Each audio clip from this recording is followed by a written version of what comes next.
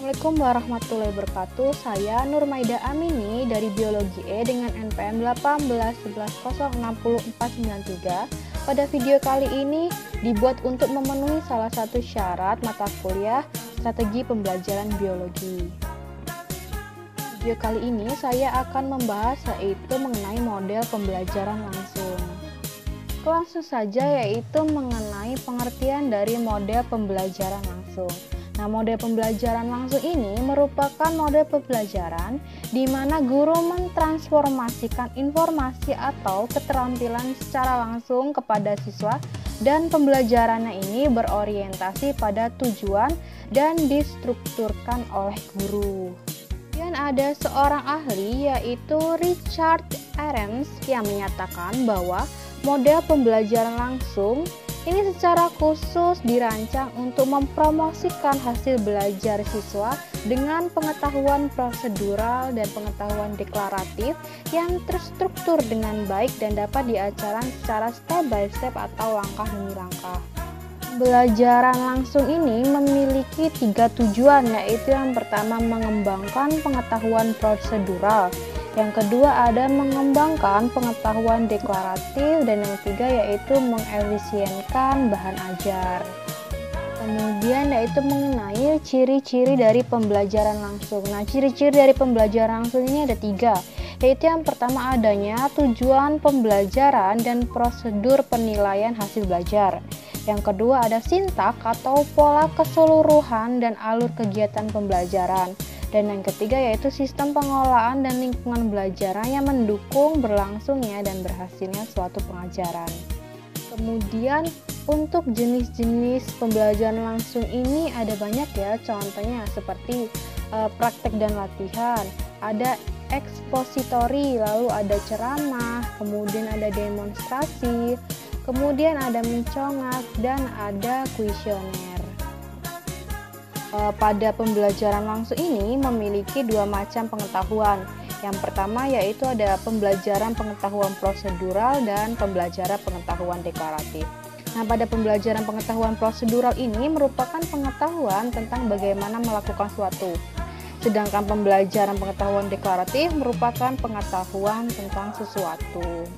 Sekarang kita akan masuk ke dalam tahapan-tahapan model pembelajaran langsung. Di sini tahap pertama yaitu ada tahap atau fase orientasi. Nah, pada fase ini guru atau pendidik ini memberikan kerangka pelajaran dan orientasi terhadap materi pelajaran yang meliputi contohnya seperti kegiatan pengetahuan untuk mengetahui pengetahuan awal yang relevan dengan pengetahuan yang telah dimiliki oleh siswa. Kemudian ada mendiskusikan atau menginformasikan tujuan pembelajaran dan ada memotivasi siswa. Dan fase kedua atau tahapan yang kedua yaitu ada fase presentasi. Nah, pada fase ini guru menyajikan materi pelajaran baik berupa konsep atau keterampilan yang meliputi seperti contohnya kayak penyajian materi. Lalu ada pemberian contoh dan ada menjelaskan ulang hal yang dianggap sulit atau kurang dimengerti oleh siswa. Kemudian pada fase ketiga yaitu ada fase latihan terstruktur. Nah, pada fase ini pendidik atau guru merencanakan dan memberikan bimbingan kepada siswa untuk melakukan latihan-latihan awal. Nanti guru atau pendidik memberikan penguatan terhadap respon siswa yang benar dan mengkoreksi yang salah. Kemudian pada fase keempat atau tahapan keempat yaitu fase latihan terbimbing. Nah, pada fase ini siswa diberi kesempatan untuk berlatih konsep dan keterampilan serta menerapkan pengetahuan atau keterampilan tersebut ke situasi kehidupan nyata. Dan yang fase terakhir atau tahapan kelima yaitu fase latihan mandiri. Nah, pada fase ini siswa melakukan kegiatan latihan secara mandiri dan pendidik atau guru memberikan feedback atau umpan balik bagi keberhasilan siswa. Kemudian pada teori yang mendasari pembelajaran langsung. Nah, di sini ada 2 teori, yaitu teori belajar sosial dan teori belajar behavioristik. Nah, pada teori belajar sosial ini, inti dari teori belajar sosial adalah permodelan. Nah, permodel ini merupakan langkah penting para siswa dalam melatih keterampilan proses. Sedangkan teori belajar behavioristik ini memiliki perspektif dalam teorinya yaitu pembelajaran diartikan sebagai proses pembentukan hubungan antara stimulus dan respon. Hasil belajar yang diharapkan nanti adalah perubahan perilaku berupa kebiasaan. Pada pembahasan materi selanjutnya, yaitu di sini saya mengambil beberapa situasi yang memungkinkan model pembelajaran langsung ini cocok untuk diterapkan dalam pembelajaran. Yang pertama ada ketika guru ingin mengajari siswa suatu keterampilan atau prosedur yang memiliki struktur yang jelas dan pasti. Yang kedua, ketika para siswa menghadapi kesulitan yang sama yang dapat diatasi dengan penjelasan yang sangat terstruktur.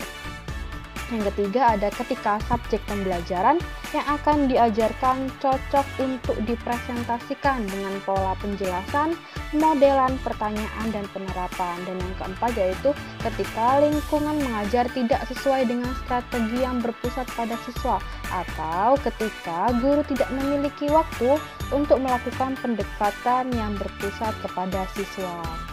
Dan untuk kelebihan model pembelajaran langsung, di sini saya mengambil beberapa kelebihan, yaitu yang pertama kelebihannya ada kinerja siswa dapat dipantau secara cermat.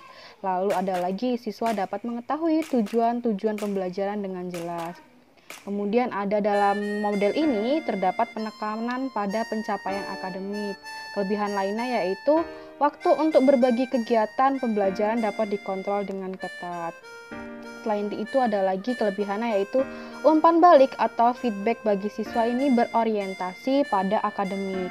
Lalu manfaat atau kelebihan lainnya ada model pembelajaran langsung ini dapat digunakan untuk menekankan butir-butir penting atau kesulitan-kesulitan yang mungkin saja dihadapi oleh siswa.